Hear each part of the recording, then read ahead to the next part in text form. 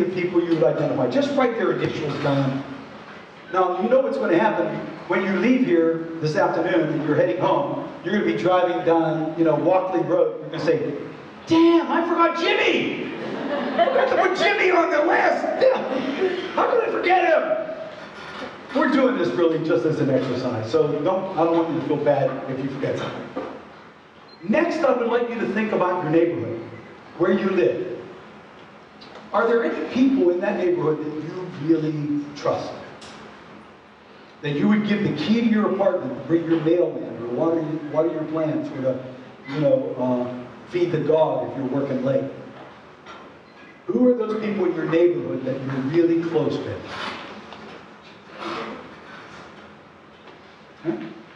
And maybe it's not. Maybe you don't have any, and that's okay. This is not, we're not trying to make anybody feel bad here. It's just, who are those important people in your life? That's really what the exercise is about. Then I want you to flip to think about your work situation. Are there any people, or who are those people that you really trust at work? That you would trust them to pick up your check, that you would trust them to tell a secret about how the boss is an idiot, and they aren't going to divulge. These are people that you really trust. You might be sitting next to them. Maybe you don't have anybody you trust at work. That's okay. Who would they be? Who are those most important people in your life? That's what you're thinking about now. Your life. Who are those people? Just write their initial. Then I want you to think about if you're in a club or a group or association. Like, for example, I'm in a golf league, right? And I can think about all the guys in the golf league that I golf with every Tuesday. And there's a couple of guys that I really trust there. I mean, if something happened, if the chips were down, I think I could go. I know I could go to them, and they would be there for me. I would put them, in my inner circle. In my inner circle. So if you're a member of a club or a group or association, if you're, a churchgoer, are there some people in your church, you see them all the time, you really trust? Who are the most important people in your life?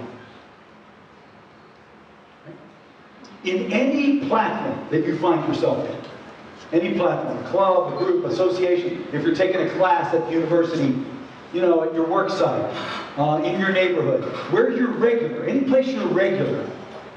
Again, regularity becomes an important ingredient. Okay? So you're writing down these names, these initials, but I want to kind of share with you that sociological theory shows us that in this circle, for the typical person, the range is 4 to 40. That's the range. And the average number is 18 in this circle. 18, that's an average. Includes family, includes friends, close friends from various sort of venues that you're involved in. Right? So just by a show of hands, those of you who did the exercise, how many of you had 10 or less? 10 or less, as you count them up. How many of you had between 10 and 20? How many people had more than 20, 20 plus? Okay? See the bell curve? Right? Just in this very quick little analysis, where you're doing this so quickly, we're still within the norms of what sociologists have found about this most important place. Now, there is some sociological evidence that people who have less than 4 or less are at risk of social isolation. 4 or less. 4 is sort of a tipping point number, at least according to sociological theory. So this circle of people are the most important to you. And so here's the last point to the exercise, and then we'll move on. And that is, when you next see one of those people on your list, maybe tonight when you get home, maybe you'll see somebody, or maybe somebody's right here today with you. I want you to tell that person that, I was at this conference and, we were talking about community and social capital relationships, and this crazy guy from Pittsburgh was asking me to think about the most important people in my life, and I thought about you. Don't miss the chance to tell people that you love them. In fact, grief is measured by lost opportunities to tell people we love them. We grieve at funerals because we now no longer have the chance to tell this person that we love them. Right? So I'm giving you an opportunity to tell some of these people that you love them. And hey, it might work out for you tonight. You know what I mean? It just might work out. And if it does, think of me.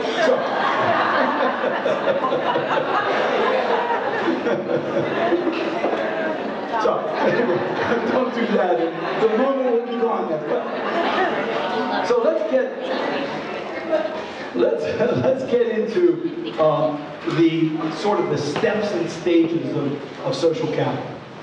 Any questions at all?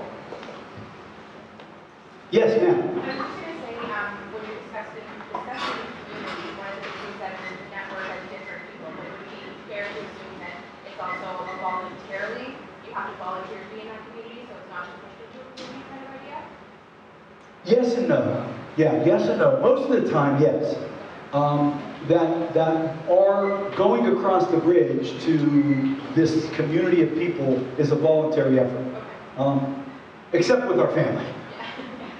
You know, with our family, we're obviously born into a family, and you know, most of the time that's really wonderful. In some cases, for some people, it's not so wonderful, and you know, there are those examples. But you know, it's almost like you have no choice with your family. But with most other of those communities in those slices on that pie are voluntary. You've chosen. Now, you know, when we're younger, when you think about church, you know, our families dragged us to church. And at some point, when you got old enough or more independent enough, you know, you made a choice of whether you wanted to stay or go. And so, in some of those early stages, our families, our parents mostly, are our gatekeepers that introduce us to other slices of the pie. They introduce us to them. And they'll introduce us to things that they are connected to. So our first connection to community is what our parents like. Right? So, I mean, some of you guys here know, if your dad was a hockey nut, he probably dragged you to hockey from the time you were a little peanut. You know, and maybe that was great, maybe that was just a pain in the ass for you. It just depends. But for your dad, it was really like an important thing for him. And so our parents, who are our first gatekeepers, introduce us to things that they like, that they think are important. And a perfect example of this is, if you're a parent now, go into your garage tonight and look at all the artifacts that my wife calls it junk. I call it sociological artifacts of things that we tried to introduce our children to when they were growing up. There's trumpets, there's tutus, hockey skates, baseball bats.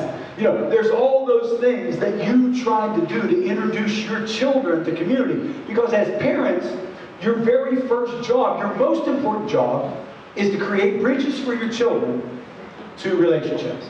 And so everything that you did for your kids was to try to get them more social capital. That's what we do.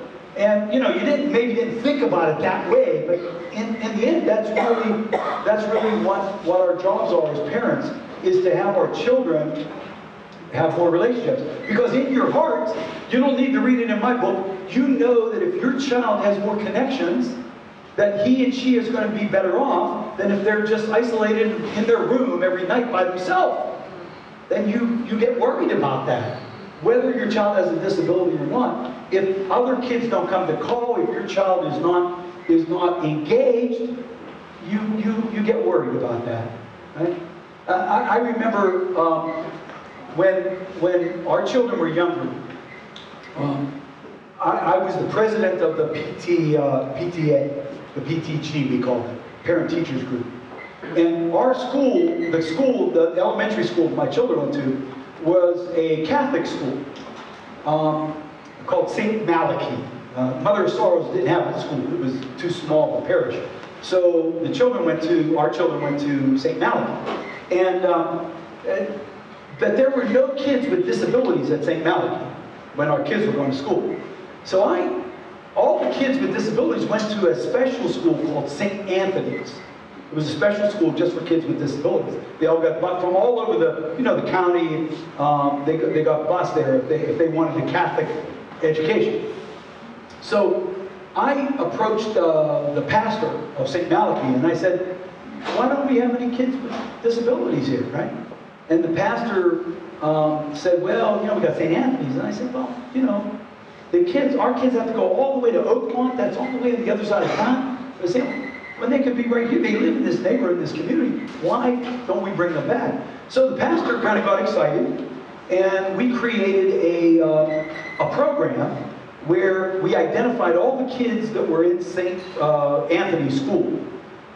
We visited their families. We asked if their families were okay with them coming to St. Malachi, and the lion's share of them were. Their kids were right there, close to where they lived.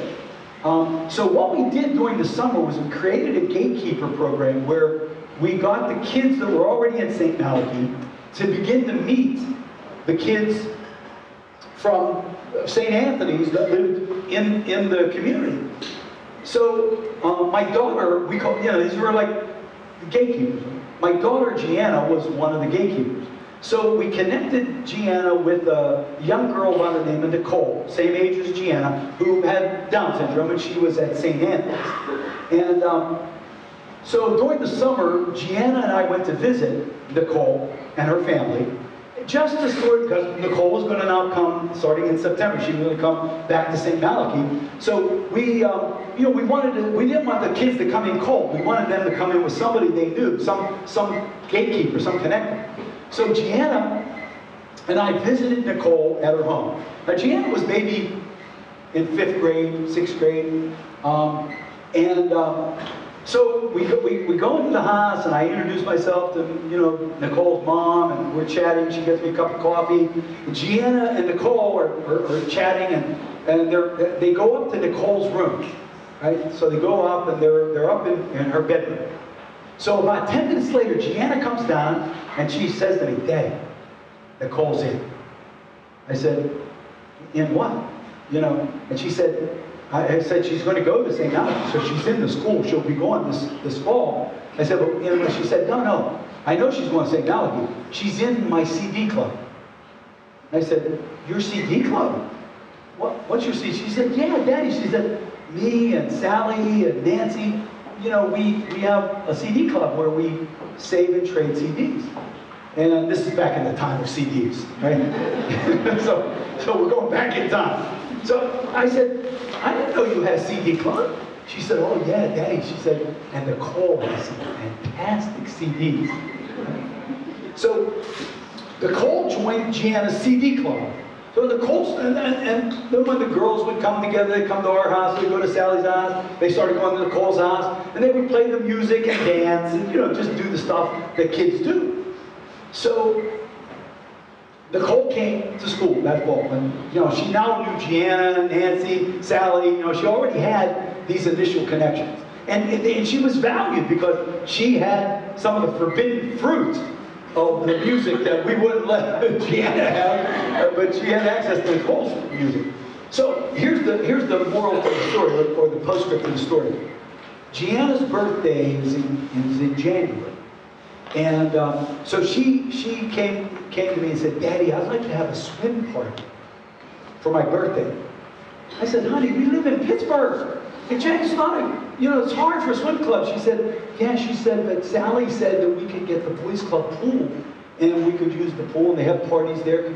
Could you check it out? Of course, she has me around her finger. So I rent the boys club pool for Gianna's swim party in January, her birthday party. So Gianna sends invites to all of her friends, including Nicole, right? And so all the kids come, and their moms and dads come, and it's like a potluck. People bring the something to eat. And Nicole's mom, who I'd gotten to meet that summer day and got to know through the BTA, I was sitting by the pool, kind of functioning as a lifeguard. And Nicole's mother came and I sat down next to me and she was crying. And I said, Ann, are you okay? Is there something wrong?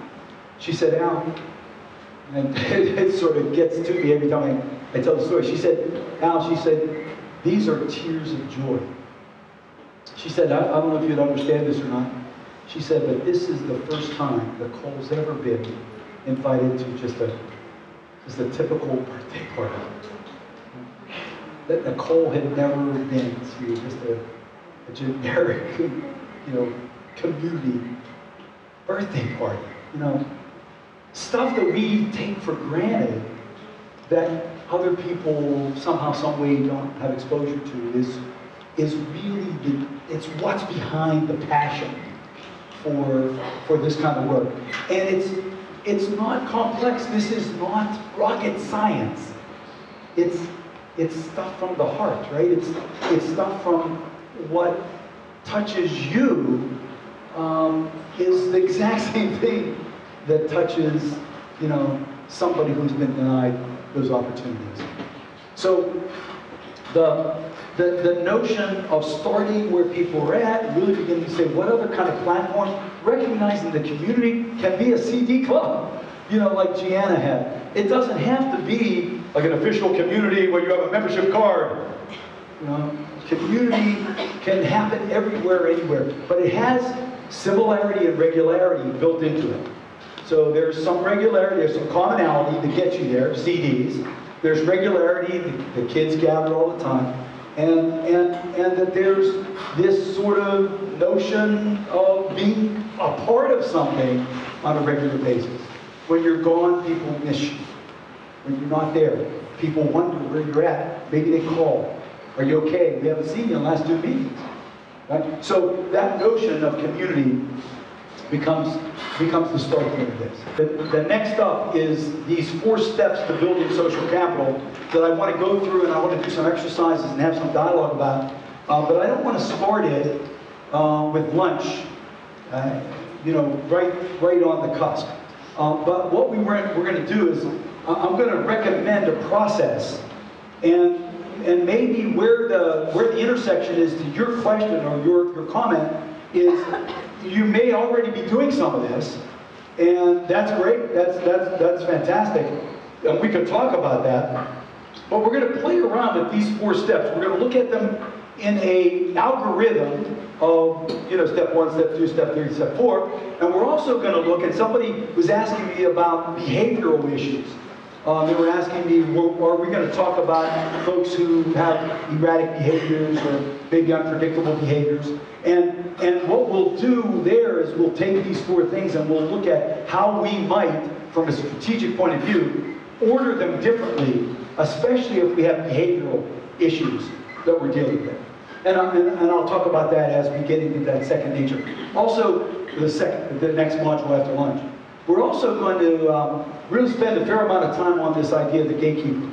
And I have a couple exercises that we're going to do to better understand this process of the gatekeeper, just where it fits, and how we might utilize it more strategically. Now, these 4 steps, I sort of came to this through experience, right? Through the work that I was doing, as I was thinking more about social capital, as I was thinking more about relationships, as I was reading more about it and embracing talking to people, attending gatherings myself, I came to these 4 steps as a process.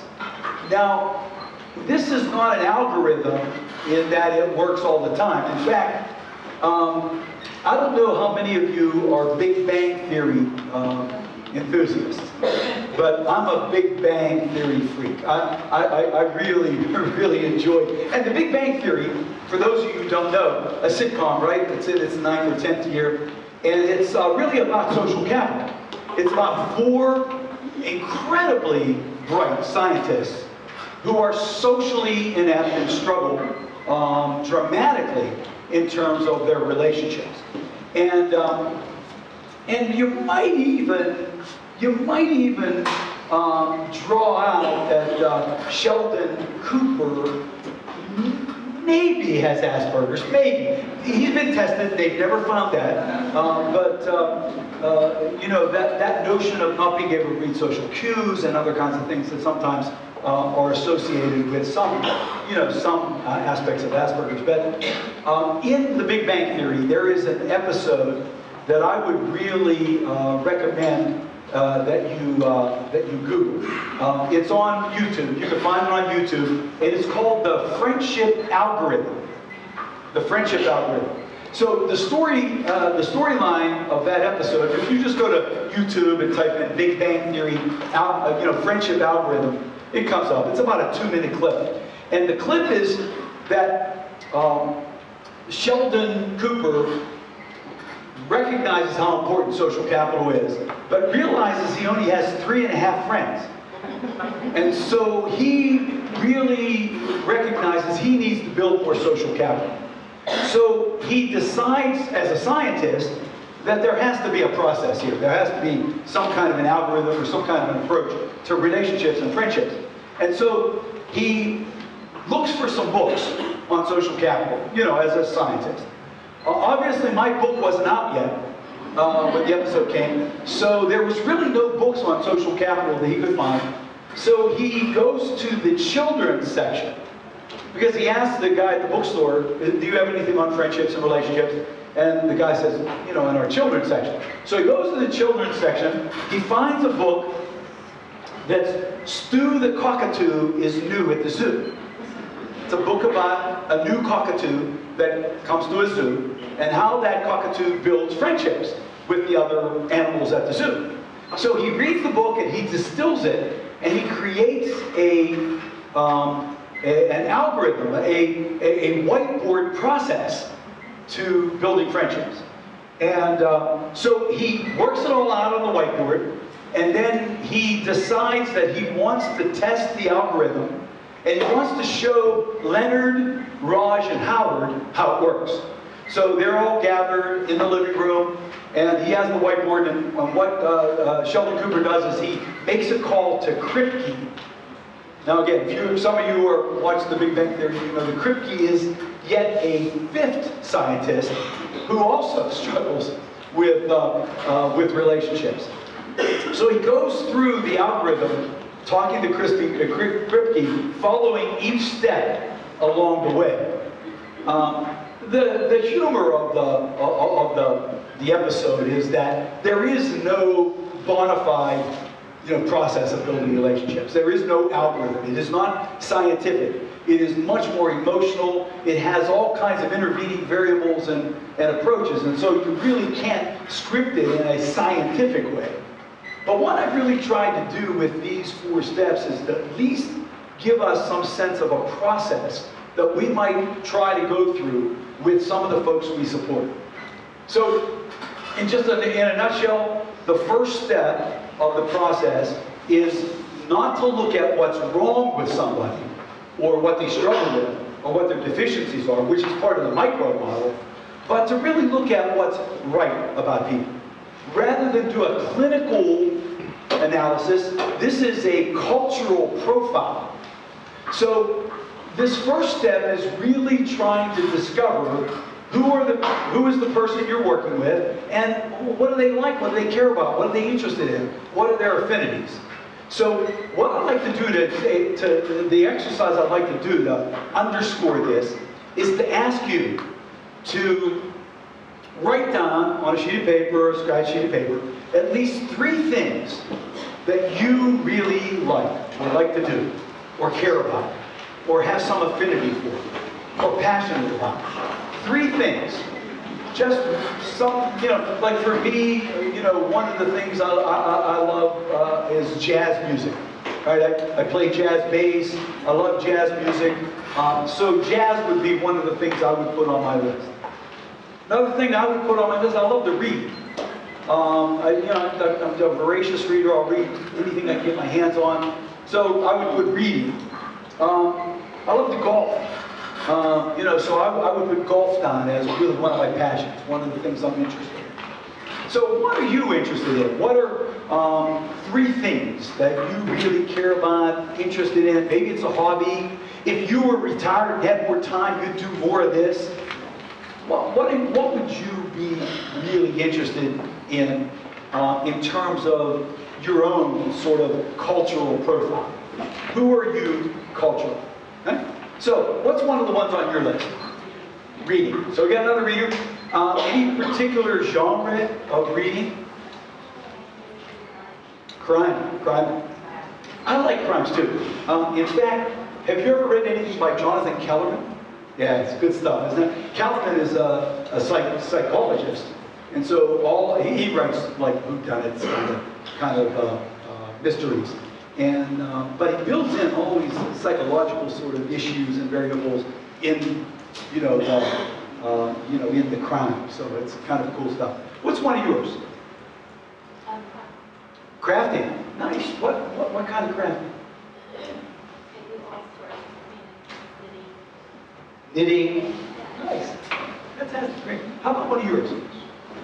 Music. Okay. What type? Any type of music? Any particular type? Gospel.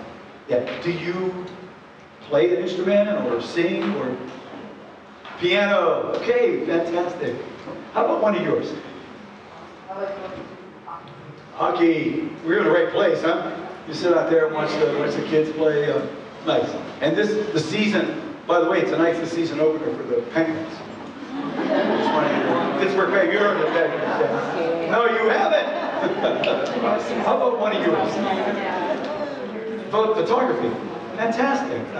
Photography. Are you a photographer? Do you have a real camera or do you have one of these? Both. How about one of yours? Scrapbooking. Cool. Scrapbooking, is kind of. Scrapbookers are kind of maniacs, you know that. My cousin really got interested in scrapbooking. She lives in Delaware, and when I go down there for business, I stay with her. Once she got into, she teaches it now at like a community college, but once she got involved in it, it was like I stopped going there. Because I would go and then she would, take a look at this. I have to say, oh, this is great. Oh, wow, look how nicely you colored that. Oh, wow. But I love scrapbooking. What's one of yours? Animals. What? Yeah. Just great. Do you have any animals? Yeah, I have 1 bedroom. 5 animals in a 1-bedroom place. Okay. So what do you have, dogs? I have all rescues, but I have 2 cats, a dog, and 2 fish. Just for fun. Big cats. So how many people are dog people here in the room? How about the cat people? All right. You dog people, I love it. Hey, for the dog people, I just heard a wonderful interview on National Public Radio with a woman by the name of Alexandra Horowitz. And she's a vet and a researcher, animal researcher. And she has a new book out called Being a Dog. And it was a fantastic interview. I love dogs too. And she's done research on, the dog's primary way of dealing with the world is through scent, right? That's their big thing. But they can control their nostrils, which I didn't know. So next time your dog's sniffing, kind of check your nostrils out, see which one's going. Because the one nostril does one thing, another nostril does another thing. I mean, that's pretty cool. They also have the ability in their palate.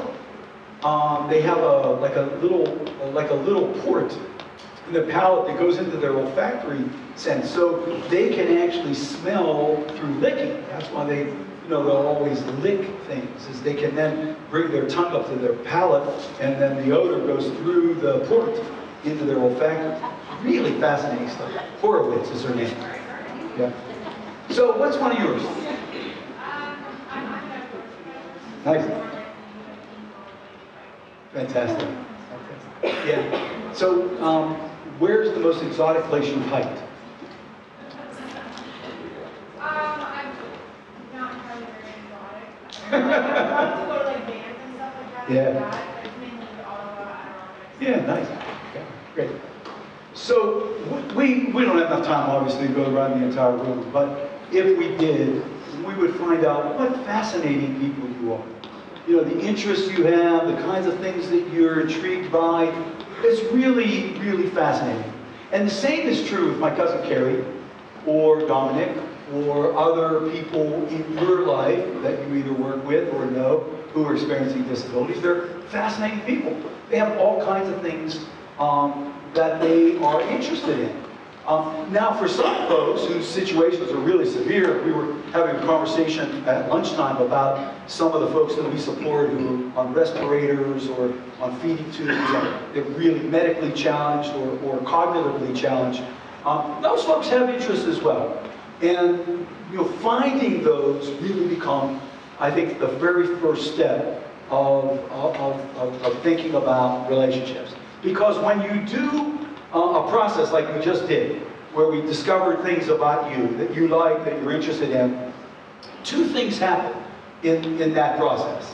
The first thing that happens is you feel valued and empowered when I express an interest in what you like, or what you're intrigued by, or what you'd like to know more of. So you're empowered in that process. Now, empowerment is a feeling we get when we're relevant. We're empowered when we're relevant. And this process, by sitting and having a conversation, this is not an assessment. This is a conversation with another human being. Best done, not in your office, not at your agency, but at Tim Hortons, or at somebody's living room, at some cafe, where we can be equal. See, understand this. The micro model is a downward model where the expert knows and they discover the weaknesses of the person they're with. It's a downward kind of a model. The macro approach is really an equal process. So equalizing the setting that when you're having this conversation with folks becomes a critical part of the equation. So get out of your office, because in your office you're powerful, right? Your degrees on the wall, your trinkets are on your bookcase or whatever. It's your power zone. But a conversation that really enlists people sharing with you what they like, what they care about, what they're interested in, has to happen in a situation that's more equal than in an interview kind of this format. Okay? The second thing, however, that this does is that it gives you now an idea or a ticket to community. Or each of the persons that I talked with here, or any of you going through your list, finding out what you're interested in gets me to begin to think, how could I find, if I was working with Chantel on building more relationships, how might I begin to find some place where folks gather who like animals? And that could be in a whole variety of possible ways, right? Or folks that are interested in music, or folks that are interested in reading. Where do people gather who like the same thing? So step one is to get to know Carrie as a person. Not as a client, but as a person. What does she like? What does she care about? Now, if Carrie was here, unfortunately Carrie passed away a couple years ago, but if Carrie was with us, and we had this conversation, she would say that she loves photography, and we have a photographer here, that she loves baseball, that she loves music, that she loves spirituality, she loves going to church, she loves being in a spiritual environment. So she has lots of things that she likes as well, just like you do. So step one, what does somebody like? Gets us then to step two. Where in the community do people gather who like animals? We'll just talk a lot about bridging social capital. That's an actual term. You Google it or whatnot, you'll see a lot of sociologists who look at social capital talk about bridging social capital. What is the bridge between you and other people who like what you like? Right? Now, if I was moving to Ottawa, and I know how important relationships are, and I'm leaving all my relationships behind, how would I make new relationships in Ottawa? I would use this process. I would take what do I care about? What am I interested in? Where are other people who are interested in that same thing? And then how might I begin to engage with them? Right? So step one, what do people like? Leads us to step two. Now, here's a little secret on step two. There is a social networking website called meetup.com. Some of you guys might be aware of it. M-E-E-T-U-P. It's not a porno site. It's a generic social connection site. The porno site's M-E-A-T. Just teasing. Not that I've ever been there. Meetup.com is a generic social networking website where when you go to their homepage, and it's international by the way, you go to their homepage, it'll ask you what zip code or what postal code you have, so that they can sort of geographically begin to identify clubs, groups, and associations. And then there's a keyword bar where you type in photography or reading or animals or music. You type in fact, I'd like you to try this on tonight. Well, when you get back to your computer and when you have a little bit of time, go to meetup.com and put in your postal code and then identify just one of the things from your list and hit enter. And what comes up are all the clubs, groups, and associations that have some relevance to that keyword that meet up on a regular basis. They meet up regularly, and it'll tell you where they meet and when they meet and what they do. They'll show you some profiles of some of the members that have been uploaded. They'll tell you who the president or the club leader is. So meetup.com actually creates a platform for you to find something where there might be some relevance. Now with my cousin Carrie, when I was really in the early stages of developing and thinking about this, we didn't have computers, we didn't have the web or the internet. So Carrie was interested in photography. So I just did the old-fashioned method, right? I called a camera store, right? Just called the camera store in our community in Pittsburgh, and I asked the guy at the camera store if he knew of any clubs or groups or associations of people who were interested in photography that gathered on a regular basis. And he said, yeah, of course. In fact, understand this, people gather all the time. It's not like what they do is not as relevant as who's there and the opportunity to be with people. We're social animals. We need this. Let me give an example. A number of years ago, when I was really just beginning to develop this concept and theory, and started getting attention, I got invited to a lot of places to speak about it, right? So, or to do consulting with organizations about this process.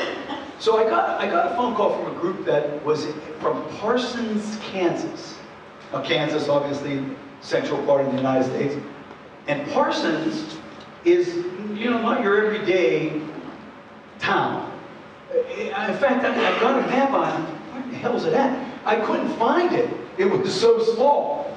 Finally, I located it. It was in kind of southeastern Kansas. And this group there was a big institution there, and there was the folks from the institution wanted to try to get people out of the institution, so they invited me to come and speak to the staff of the institution. So I had to take a train, a plane, a boat, and then finally I got to Parsons, right? It took almost the better part of 2 days for me to get there. So I get there, and there's one road, one street, with one light, and one hotel, the Super 8. And so I check into the Super 8, go to my room, and I don't know if you've ever checked into a hotel where there wasn't one, there were two fly swatters. There were 2 fly swatters in my room. Have you ever checked into a hotel room where you've even seen a fly swatter? Right? So that's how small this place was, right? They had 2 fly swatters. So I check in, I get in my room. The next morning, these people are coming to pick me up and take me to the institution to do the training. And I'm waiting in the lobby of the luxurious Super 8 motel. And you know, they even have here, in fact, the hotel I stayed at here in Ottawa had like a rack with different things you could do in the community, you know, like places you could visit and museums and whatnot. So the rack was little because this was a small town. There might have been, you know, 100 people in Parsons, I don't know. But there was one little thing in the rack that said, why you would want to move to Parsons. And I thought this was a pretty good question. So I took the brochure, it was a trifold brochure, and I was reading the brochure about Parsons, and they were saying Parsons, Kansas is a wonderful place to live and to raise your families. That we, you know, we have 5 churches, we have 10 bars. I didn't say bars. We have the churches, and then they said we have 80 clubs, groups, and associations in the greater Parsons area. I said, what? I didn't think there were 80 people in Parsons. They have 80 clubs, groups, and associations. This was like 20 years ago. 80 clubs, groups, in this little tiny town that like had this little dot on the map. So communities gather, people gather in communities, and you guys are really, really fortunate, because here in the Ottawa community, God, I have lots of stuff that people gather for and have an opportunity to be a part of. So step 1, what does Carrie like? What do you like? Step 2, where do other people gather who like that? Okay? So that sort of sets the stage for then step 3. Now step 3 is an anthropological step, right? Because it really is about cultural expectation. What is expected of you in or whomever is going to join in that culture. Now here's the important thing, a little anthropology 101. Any community or culture that gathers on a regular basis, you gotta be regular, begin to create 4 things. They create rituals. Rituals are predicted behaviors, or predictable behaviors. They create patterns, which are predictable positioning of people in the community. They begin to develop jargon. Jargon are the words they use to express the interest in photography or the interest in animals, whatever the case might be. And then the 4th is they create memory. They have a sense of history. They begin to celebrate how they were founded, who founded them. They have pictures and whatnot. And this is true in your family. You think about your family as a culture. You have rituals in your family, right? You have predictable behaviors. You have patterns. I bet you have daddy's seat and mommy's seat. And when you gather around your table for you know, dinner, you know where you're going to sit. Everybody knows where they're going to sit. In fact, at Thanksgiving, when you gather with your greater family, everybody has their place, right? Those are patterns, predictable patterns. Have you ever been to a church bingo? Observe a church bingo, and you'll see patterning happening. People have their lucky seats. They have their lucky positions of where the collar is. I mean, all that stuff happens anthropologically, right? Jargon are the words used by the culture. I'll give you an example. Before my hip went bad, I used to run a lot. I was, you know, involved in marathons and lots of, you know, running situations. I was a member of the Pittsburgh Running Club, and in our club, we would gather regularly, you know, to talk about upcoming races, to compare training approaches, to talk about nutrition, you know, all the things that are important to runners. And so, as a member of the culture, I was aware, you know, first of the rituals and the patterns when we gathered on a regular basis, and the jargon. And I thought I knew the jargon of running until one day we were at a meeting and somebody talked about setting up some fartlek training. Fartlek trainings. I don't know if you've ever done any fartlek trainings. I was in the men's room, I heard some people practicing some fartlek trainings. Sorry. Fartlek trainings. are interval trainings, right? They're when you run a prescribed distance at a faster pace, and then you run a slower pace at another distance, and then you run a faster pace. They call that fartlek training. And it's a jargon, you know, it's part of the running community. So every community has words that matter. So let me try to frame this step 3 in a quick story. When I was a little boy, maybe 6 or 7 years old, you know, kind of going back to the early memories, I can remember my dad taking me to church for the first time. I told you about Mother Sara's church, right? That's a little Italian community. So we went to church for the first time. My dad went up, he took me and had me by the hand. We went up these big steps. We got to the front of the church. My dad opened up the door, and in the door was a little bowl of water kind of hanging beside the door. My dad said, "Son, take 3 fingers like this, always 3 fingers, keep them together just like that, never 1 finger, never ever this finger, keep these 3 fingers together, and you dip them in the holy water." He called the water holy water. I said, "Daddy, that water doesn't have any holes."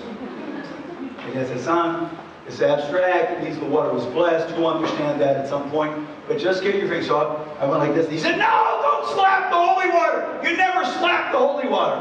You stick your finger in it gently."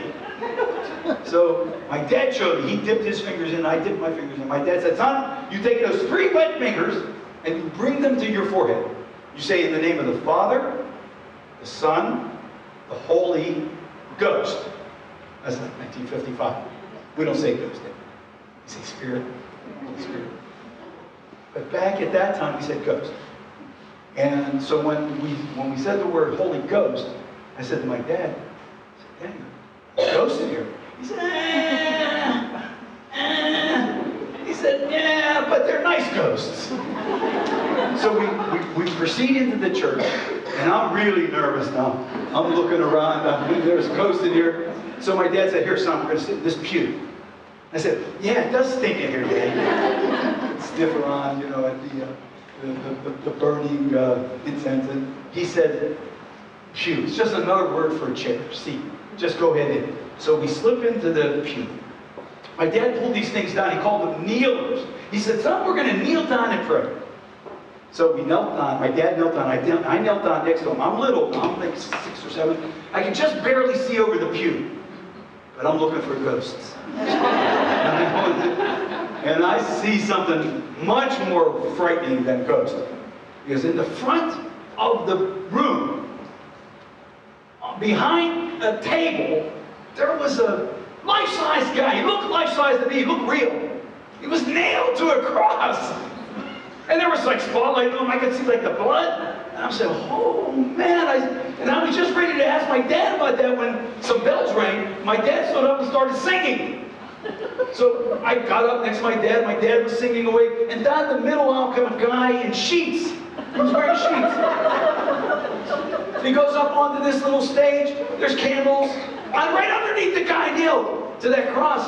And my dad's singing away. The song ends. And we kneel down. Then we sit down. Then we stand up. Then we sit. Then we kneel. We stand. And I'm just about ready to ask about this when there's a break in the action and we go down for a biscuit. Now, I'm a Eucharistic minister today, so I've been given dispensation to say that. I'm not mocking the Catholic Church at all, just really trying to articulate how powerful rituals, patterns, jargon, and memory are in any culture. So if somebody wants to get accepted and really begin to engage, they've got to understand the rules of engagement. How does this culture engage? Whether it's a camera club, whether it's an animal rights group, whether it's a music group, whether it's a reading club, how do they engage? What do they do? Now, our job as a community builder is to figure that out, find out what they do, and then coach the persons that we're supporting to understand the role role that they have to play in that venue. Right? We function as coaches, especially if you don't know the rules. Now, in the case of my dad being my gatekeeper, he knew the rules. He knew about the kneeling and the sitting and the holy water and all that. He knew that stuff already. So he was teaching me that. Now, here's the key. Remember, similarities connect, differences repel. Right? We talked about that this morning. Similarities connect, differences repel. So when I do this, and when everybody else is doing this, that's creating more bridges between us, right? More similarity. We're more common based on the rituals. So rituals and patterns and jargon, all of that stuff creates a similarity that draws people in, that pulls people in. Now, for the men and women we support, understand they have incredible differences. So obviously there's going to be a pushback, right? People are going to back away. But the more the folks that we support can be similar to what the rules of engagement are in the culture, the easier it is for them to become accepted. Right? The easier. Now, the fourth step is the role of the gatekeeper in sanctioning and validating the newcomer. So in my church story, my dad was my gatekeeper. Right? As we walked in that church, everybody knew my dad. He was, he was active in the church. He was involved in the Holy Name Society. He was an usher at masses. And everybody liked him. He was very well respected and valued in our community. So when I came in with him, my dad's value was high. He's holding me in the hand. We're juxtaposed. What begins to happen is my value starts to rise in the eyes of the other members of the culture based on the value of my dad. That's called value-image juxtaposition. It's when the person who does the initial introduction of the newcomer, if that person is valued, then the newcomer's value starts to go up. This morning, Anna was my gatekeeper. Now, she stood up there on stage and she said, welcome back, glad you're here, had a great day yesterday. Today, we have a presenter. I think you're going to really like this. I think you're going to be engaged. And what actually was happening there is, you don't know who I am. Most of you guys never heard of me, or, why would you know who I am? But you know who Anna is, right? And you know how devoted and how involved she's been in your community and how passionate she is about the work that you guys do. And you value her. And so because of her, my value started to rise. It didn't obviously rise as high as hers because you know her. But it rises enough for you to say, I think I'll listen, I think I'll pay attention, because Anna would not have a presenter that did have something valuable for me. You trust her, then in turn you begin to trust me. So the gatekeeper creates this facilitation of value to the newcomer. And that's what happened with you as a child. When your mom and dad took you places, they were known in those places, and through their being known, your value started to rise. Right? That's what gatekeepers do. They create value. Now, as community bridge builders, often you can't be the gatekeeper.